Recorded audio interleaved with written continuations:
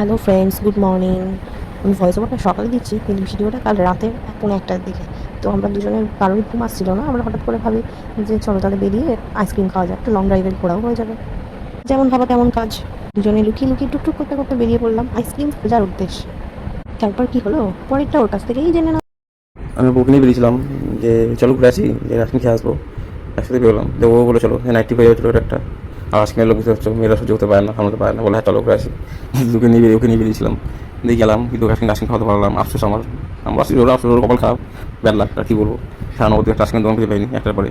এত বড় শহর আমাদের, তারপর একটা আইসক্রিমের দোকান নেই কোথাও একটা। কোল্ড ড্রিঙ্কসের দোকান আছে, আইসক্রিমের দোকান নেই। চকলেট আছে, তাদের চকলেট খাবো না, আইসক্রিম থেকে যেহেতু আইসক্রিম টিপ ছিল, টিপটাই ছিল আইসক্রিম খেলার জন্য বেরিয়েছিলাম। তো হতাশ, আমার হতাশ। এদিকে যাচ্ছি গেলাম প্রণাতালায়, কোনো দোকান খোলা নেই আজকে, তো সব বন্ধ। যেটা দোকান খোলা আছে তাও চপ কিছু পাওয়া যাচ্ছে, তাই না, দেখিনি ঠিক মতো। তো প্রণাতাল মন্দিরে প্রণাম করলাম, ঘুরলাম এদিক ওদিক দিয়ে ঘুরে দিয়ে গেলাম স্টেশনের আগে গেছিলাম, আগে আগে গেছিলাম, কিন্তু কোথাও কিছু পাইনি খুঁজে। একটা দোকানে গেলাম, সেখানে পুলিশ পাওয়া যায়, পাওয়া যায় না। তো আজকে মিলে লোবে শাহ নদী ঘুরলাম, নবমী মন্দির সামনে গেলাম। শাহ নদী পুরো ফাঁকা, কোনো লোক নেই। চোরেদের পুরো একদম মানে সুযোগ সুবিধা করে দেওয়া হয়েছে পুরো, একদম যে পুরো ফাঁকা, লুটে নাও সব কিছু, অফার চলছে, লুটে নাও সব কিছু। পুরো চলে মানে চোদের চুরি বাড়ি জায়গা, এবং একটা কোনো কোথাও একটা গার্ড নেই, কোনো এত বড় মার্কেট না, এত বড় মার্কেট, একটা গার্ড নেই, কোথাও কিছু নেই।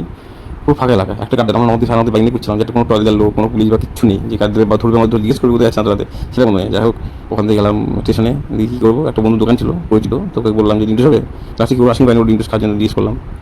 তো পাশে দাদু ছিল, দাদু টাকা বয়সী দাদু, যে ডিন্টুস বানাই, ওনাকে বললাম, উনি বলে হ্যাঁ করে দেবো, দাদা ওটা করে দেবো। তো তো তারপরে যেখানে পুরো নবদ্বীপে একটা দোকান খোলা নেই, দাদুটাকে দেখে আমরা দাঁড়িয়েছিলাম, বললাম যে আমাদের একটা ডিম টোস্ট করে দিতে পারবে।